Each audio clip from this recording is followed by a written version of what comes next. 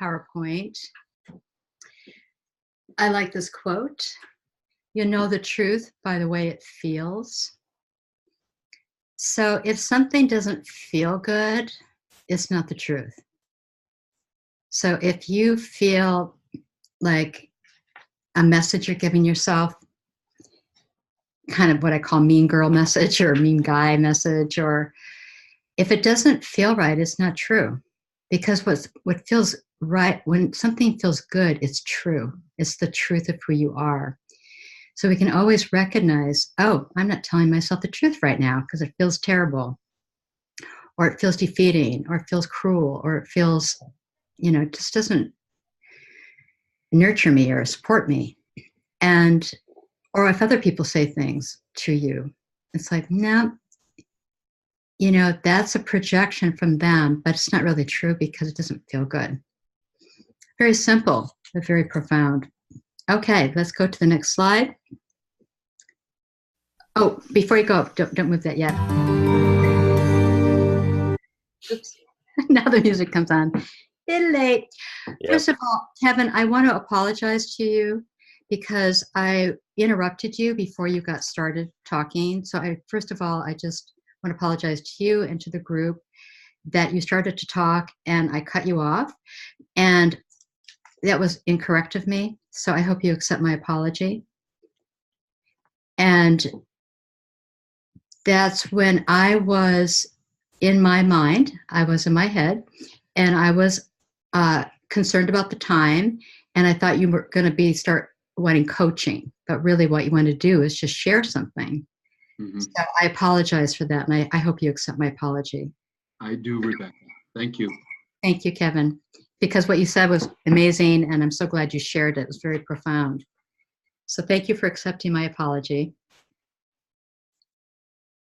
And as coaches, we apologize when we do something, interrupt or give advice or push something or whatever. That's then people, because we're going to make mistakes, and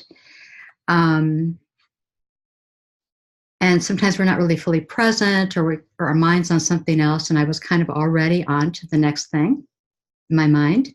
So that just shows you I needed to be more grounded and do that in a more graceful way. And again, when we as coaches recognize we're doing something, because I apologize to clients, then they trust us and we trust ourselves.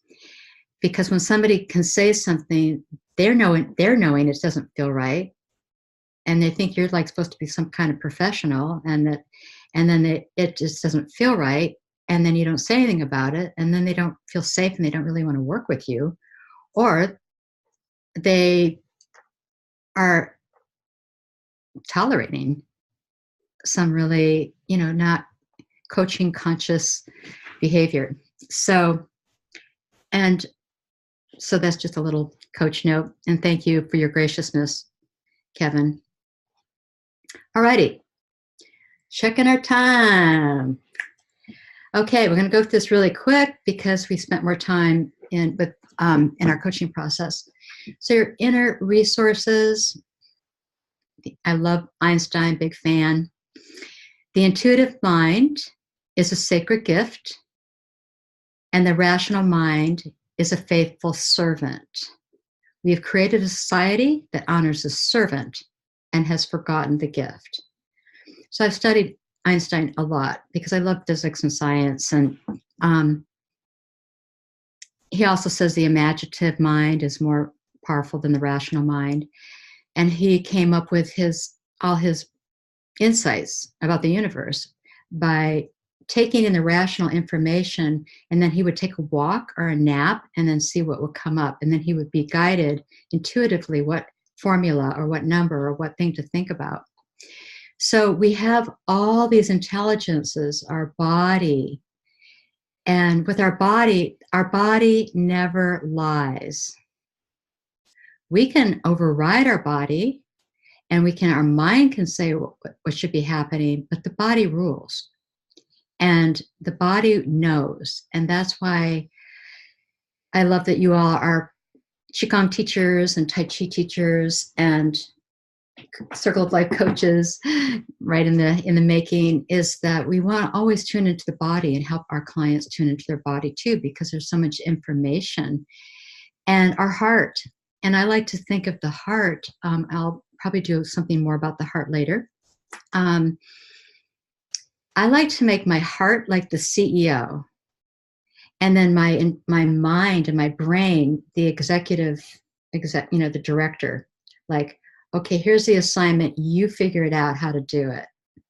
So, because the heart is consciousness expanded, it's your greatest power, intuition. But it doesn't make sense to the mind or the brain. But if you give it an assignment, the brain will do assignments. So, okay, this is what I want to do. Jennifer wants to be consulting and working in partnership with functional medicine, etc. So that's what her heart's telling her, her spirit, her soul. And then she can give her mind, okay, like, how can I, okay, director, let's just find me ways to do this. Instead of the other way where the mind is limited, because it's a computer. It just only has a certain amount of data that it can draw from. Although the brain has a lot of capacity. And then our brain is just phenomenal. And then I call it spiritual. Some people don't like the word spiritual. You might be working with people that's of course, probably all of you are spiritually focused, but I also call it universal intelligence. So nature, what makes this whole universe happen? And out of these things, what is your heart or your body? I call it the whisper, the roar, or the 2x4. We get messages coming from our body, and a whisper could be, I'm kind of tired, and then a roar could be like, wow, I'm really I'm not able to think, or I'm getting colds or flus, or I'm getting really crabby because I'm exhausted or whatever. And then 2x4, we'll get an illness or an injury. And I like to think of we're always getting messages, and how are we responding to them? Because we have intelligence that's working for us all the time when we tune into them, ask them questions, see what comes up. And like the man who's in bed and the smoke alarm goes off, and he doesn't like the sound of the alarm, so he just breaks the alarm and goes back to bed, and then there's a big fire. So he's killing the messenger. And so sometimes we don't like the message because it means we have to change and we're scared. But when we can catch things more in the whisper, which is how our intuition speaks, sometimes our body, sometimes that's how universal information comes to us. Sometimes we see things, synchronicities, whatever. When we pay attention to the whisper, we have so much more power than we wait till later. But, I have been a 2x4 kind of gal. I just am. I'll admit it. And now I'm more of a whisper. I don't have to have the 2x4 because from my 2x4 experiences, I'm attuning more. And that's when we can make these subtler changes that change our whole life. Okay, next slide. Your subconscious, we'll talk about this more in last session. Anyone who's found access to the subconscious can exercise a powerful influence on your life, because we talked about all meaningful decisions are made in the subconscious. And as you can see in this picture, I'm moving this, the conscious mind is really a very small percentage. And the subconscious mind is kind of underneath, controls the systems in the body. It's literal and metaphoric. It's not linear. It's like a movie projecting a reality and a perception. It generalizes. So it's kind of really what's driving the show. And if we're not conscious of it, it's that's what's that's what we're doing. We're just operating out of patterns. And I'll talk more about that in the coach training part. But just to be aware of it, it's like, that's why I like people to have like reminder, like put on your chime or your reminder chime, because it's like, wake up here, like, what's going on, instead of just completely in our habit brain, just doing these patterns. When something interrupts it, and then we just tune in and adjust, or see what we're clinging to, or what we're attached to, or what our needs are. This really need to stretch, or I really need to like, I really feel like I need to like talk to somebody about this, or whatever. So next slide. So we're going to do a little bit with metaphors, images, and analogy, and that's part of the language of the unconscious. And since the unconscious is about 99% of who we are, we want to work with that. We want to use that as a way of helping and supporting us. So noticing how images and metaphors describe kind of your experience, and it can also accelerate both your problems and solutions. Next slide. So metaphors describe how we feel. People, person's not literally stuck in a rut, but that's the metaphor. That's what they're feeling. And that's how the subconscious is experiencing it.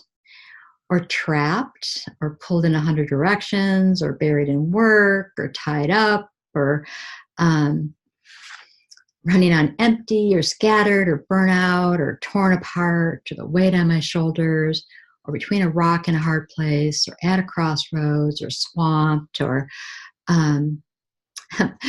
my mother didn't have very good self-esteem, and she'd always say,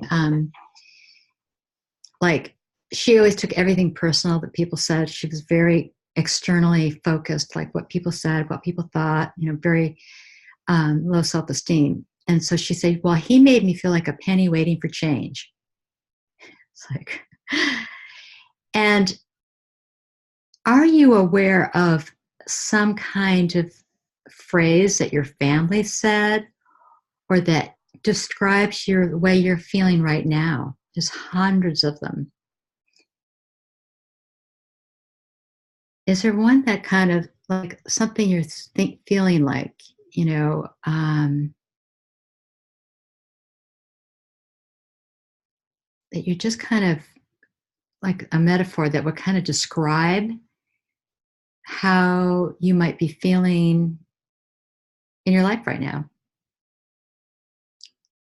And if you have one, would you just put it in the chat, or one that your family said, or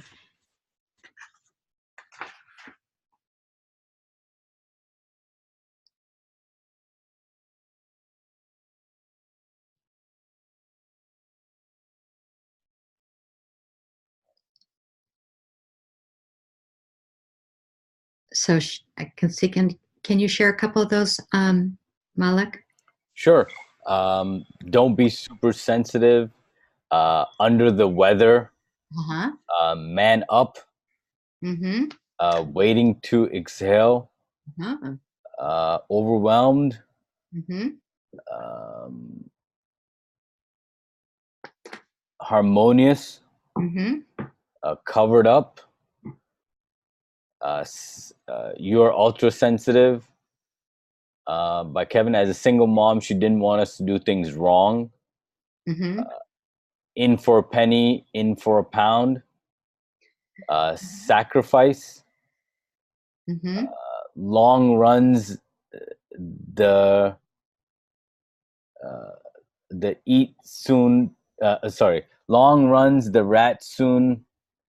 His tail will get caught. So yes. Those are some. Yeah. So we probably say them a lot more, and it's the language of the subconscious. So I notice it with my clients, and it's really helpful to kind of address it, because that's what they're feeling either in their body or so my client yesterday said a few things like, she said, I feel I feel my heart's being torn apart. So when she said that, instead of just talking about it, I go, well, let's bring your heart, some healing energy to your heart, like connecting with it, with your hands, with the energy. Let's just do a blessing, and let's bring that torn apart heart back together and heal it and soothe it. So that's like a difference in just say, oh, so your heart torn apart and you're just talking about it, is that the person has a gesture, a mind body. They're connecting and being with themselves in a more healing way, which is much more powerful, because again, talking about things is one thing, but when we do mind-body practices or mind-body integration, it really helps. And then also it helps to listen to what people are saying, because it reflects, again, some way that maybe they could shift it. And so she said, the mortgage in my house is hemorrhaging all my money. So that, when she said that, it was like, this is something we really need to address. It's hemorrhaging all your money. That's hemorrhaging is like, when you're hemorrhaging, like you could die, right? Or you could lose your health or your well-being. So she wanted to go on to these other topics and I just said, when you talked about the hemorrhaging, is that something, because that's a big word, hemorrhaging, is there something that you'd like to, an action step to go towards that? Because that sounds like it's really, that's big. And so it helped me to kind of hear that. And then she said, what else did she say? It's interesting, when you start listening to people, they often use it. People say to me all the time, I just feel pulled in 100 directions. I feel scattered. So if a person feels scattered, when they're coming to a session, if they say that, well, let's just take a moment just to kind of bring all those parts of you back here in the present. Let's bring that back. Where is that scattered? Let's bring everything home. Let's bring yourself back home. Like all the things that are pulling you and calling on you, so that you have all the resources here that you need. And that you're not, dissipated and all over the place, that you're grounded, you're centered. So I might do like, gathering energy, doing the flowing motion. Or I might just bring energy down, or whatever, you all have these practices. So again, it's really important to listen to what people are saying and hear yourself say the same thing, like notice how your language is, because it's really reflecting what you're really feeling. Okay, next slide. And then there's metaphors that liberate and empower us. Free as a bird, I'm on the right path, tuned in, ready to roll, reclaiming my power, weight lifted off, light at the end of the tunnel, divinely guided. I need to move this a little bit. Turning over a new leaf, lighthearted, doors are opening, unleashed, rebirth. Do you right now have a metaphor right now that you could be bringing in with your intention? Like what kind of imagery, or something in nature, or something like, I've got the key, I've got the golden key, found the key, or I'm turning the key, doors are opening. What kind of, just be maybe making a note of that. What would a metaphor or an image, because this is something that you can, if there's an image and words, then part of our inner resources is anchoring in these kinds of metaphors, these kinds of images, these kind of words, because they give you a feeling. And when you have a feeling about something, you're more motivated, you're more soothed, whatever it is. So a couple of them. Could you read a couple more of those? Sure. There was one that was closed mind, don't get fed, centered, lighthearted, free as a bird. Every step, every breath, every heartbeat, my light shines brighter. Beautiful. Mush. That's what we have so far. Yeah, kick butt. Rebirth. Rebirth. Beautiful. So again, you're doing these, writing things down, you're doing some visualization. This is something you could put on your altar.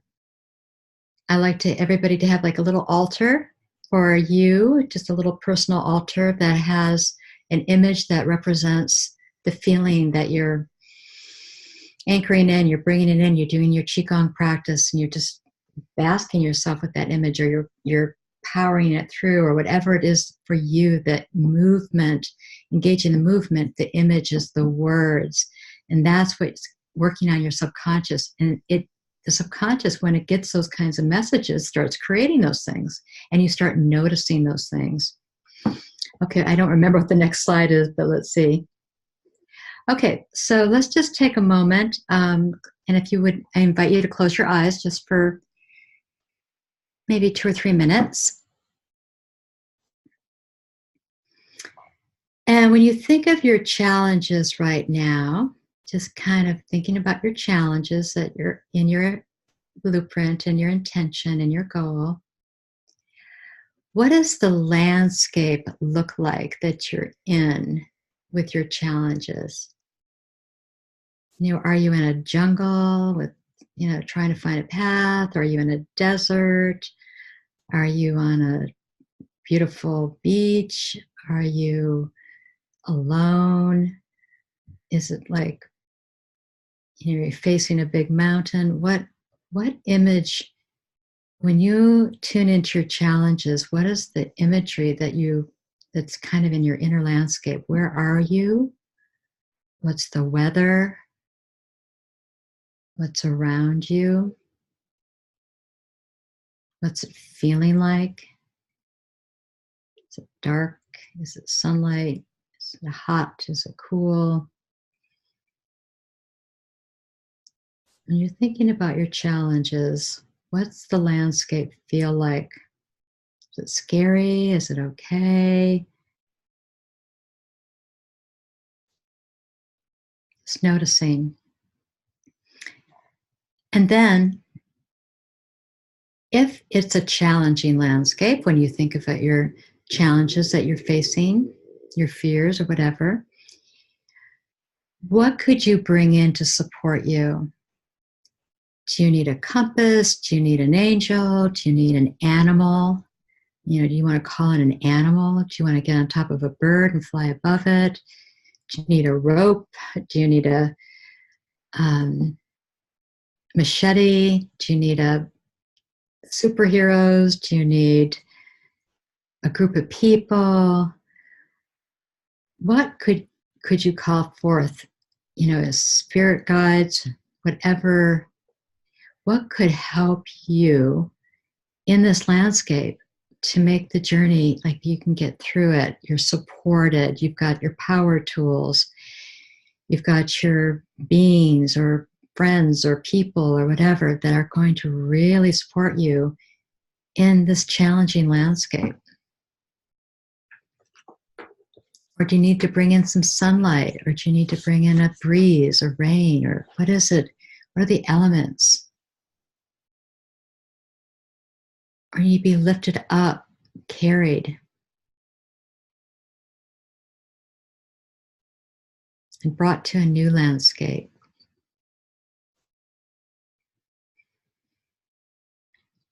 Or do you need a clear vision of your North Star and a path that's opened up?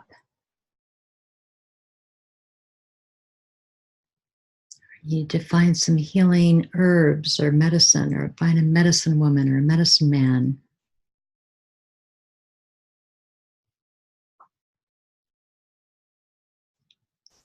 Or do you need someone who is just going to support you in all the ways that you don't know how to support yourself? They know how to do it. They've got the tools. They've got the map. They've done it before. They're going to take your hand. They're going to lead you through it.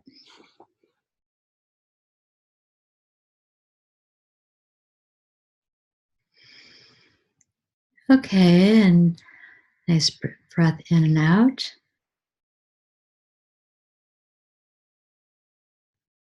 Anybody want to share what their challenging landscape is and what they called in?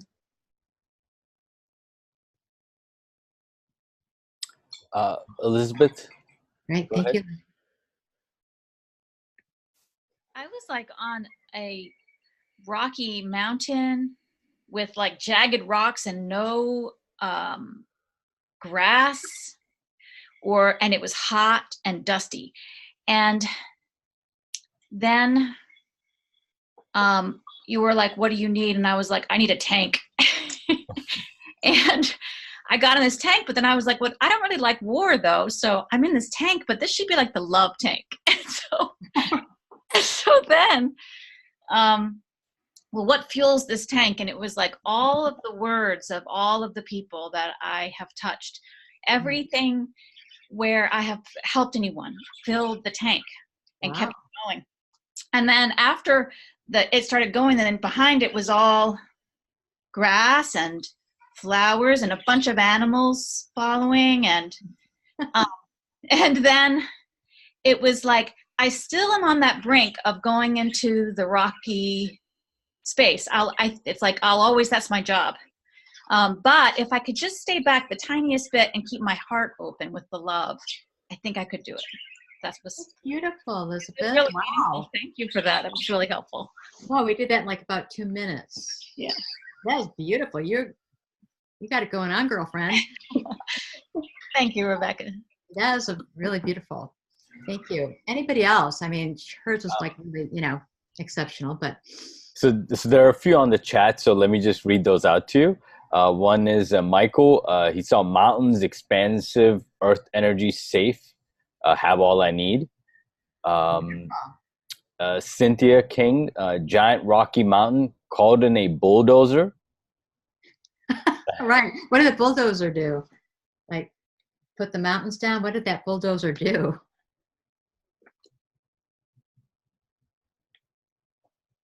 Well, actually, I just feel I felt so overwhelmed that I needed to bring in heavy duty machinery.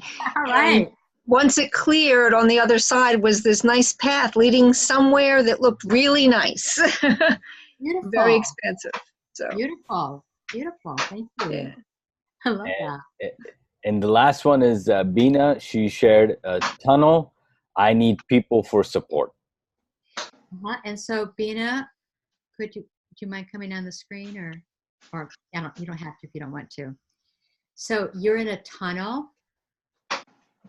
Yeah, I was in a tunnel. I feel like I was lost. Couldn't find the exit.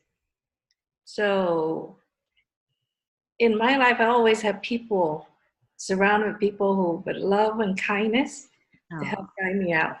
Oh, beautiful, beautiful. And what else could you bring in with those people? Did they hold your hand, or did they surround you? How did they help you? Probably some kind words. Say, hey, look at the light at the end of the tunnel. Beautiful, beautiful. So that was a metaphor. They're with you, saying, look, there's light at the end of the tunnel. Right. And another word, just like the Chinese proverbs say, look and see. A lot of time we look, but we don't see. We listen, but we do not hear. And so that proverb always stay with me. And then going back to same thing when you're coaching people, the key thing is listen. Yeah. Beautiful. Beautiful. So thank you, Bina. That was really beautiful. And a lot of people feel like they're in a dark tunnel. And it is really good to know that we have that support, that you called on that support. And they said there is light. And sounds like you had a feeling of trust that, yes, with these people, there is light. Yes. And okay, does anybody else want to share? There are a couple others. I'll read through them real quick. One is Deanna sharing dark mountain, winding waterway, need drill for tunnel, rope, people to carry me up. Can't envision anything like this. Lovely boat cruising along. Ultimately, waterway went around the mountain. All right. Then Gail, I was in the middle of a big city and people moving every direction. I brought in essential oils to calm me down and moved in a different dimension. And Brian, I saw a swamp, brought in a crew to build a boardwalk to get through the swamp. And Cynthia, she shared violent waves crashing on a rocky coast. Bring in calm weather and Moses to part the sea and guide me through. You guys are so creative. Come on, Moses. Let's part that sea. There's a question. I didn't know if you wanted to wait after the training or would you like to I answer think right I'll do that after the training. Okay. So again, we find that when we're working kind of inwardly, that you might want to bring a picture of that, something that was supportive to you. I mean, yeah, maybe you don't want to have a big tank with, but that tank could be with those, little, hearts coming out of the windows or something with, beautiful faces or whatever. But that is our subconscious. And if we start working on the subconscious level, we have much more ability to do something consciously. Because if your subconscious is saying, hey, I've got this mountain and it's jagged and I'm alone and, I'm in this dark tunnel, I'm lost. And that's what you're going to be experiencing. And it's going to be harder to move forward. But when you get your subconscious aligned and you have those metaphors, those images that support and seeing yourself getting through that, it's very strengthening and empowering. So we want to use those powers. And many years ago, I became a licensed hypnotherapist. And I saw people make so many changes when we did work on the inner levels. So I just encourage you to either do the same visions whenever you're coming up with a challenge, or to have something that reflects the support, and then where you're going. Like, okay, I got through that dark tunnel. I have a picture of the light. Maybe you have a picture of a tunnel, and then with your little picture of you out of the tunnel, or whatever it is. Like, it's good to see yourself visually, have a picture of you, and whatever supports you have. So those are excellent. You guys are so creative. Alrighty, so I was going to do something else, but I'm not going to. I may try to, next session we have our next session on Wednesday. Half of it will be finishing up your process so that you know all the tools and practices. And then the second half will be started with Kalend, and we'll start the coach training part. A couple other notes I want to say is, I've been back and forth, so I'm sorry if it's confusing, but if you want to work with your friends, it's good to practice. It's just practice with people, because it gives us more confidence.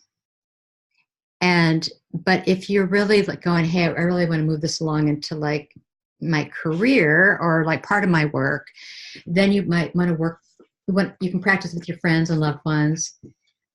Make sure they just give you feedback. And sometimes our friends are like the hardest people to work with. Like Roger and I coach each other. My God, forget it. I mean, sometimes we can be really good coaches for each other. Sometimes we're really great coaches, but other times it's like, whoa. So let's say you're saying, well, I really want to work with people with this situation. I really want to work in the workplace, or I want to work in with people with health issues, or I want to work with whatever. It's good to kind of start doing that. At least have one person you're practicing with that's kind of in that field that you like to work with. So I hope that answers the question. It's a little back and forth. But it's always good to coach friends and just coach as many people as possible, because you just learn by doing it. So we got about 5 minutes left. Let me see. I don't think I have any more slides. I think that was it. Yeah, that was it. Yeah. Okay. So any questions? Again, we'd love to hear from you. So after this course, after this class, please send us an email, say, hey, I really like that, or learned this about myself in the process, or I'm going to integrate that, or I didn't really like that part, or, this could be different, or the break wasn't long enough, or whatever. This is our pilot program, and we really want to know your experience, and we really want to know what you would change, because this is our first round. So any other questions? You said, Malik, does anybody have any? I'm going to conclude, and then actually, why don't I just conclude our session, but if you want to stay on, you can. So thank you so much. You're just such amazing beings, and being witness to your journey is extraordinary. And again, with Brian, I'll show you with Jennifer today. I showed you a longer version, how you would work with an individual, with a little bit of group support. With Brian, maybe next week, I'll show you the shorter version, because you don't usually do such a long version in a group coaching session, because you've got a lot of people. And again, we'll be setting the dates. We'll probably let you know next week, the dates for group coaching. So we can talk about that in that session, and also our marketing class that Julie and I are doing. And I'll give you those dates again next week. So, but I wanted you to see kind of what a one-to-one session would be like. So now, if you have any questions about my work with Jennifer, great, I'd welcome them. So if you need to go, you can, and blessings. Have a great 3 days. And congratulations for being here. We're on our little marathon. You guys are showing up all the way. So yay you. Bye, blessings. And then we're going to answer a few questions.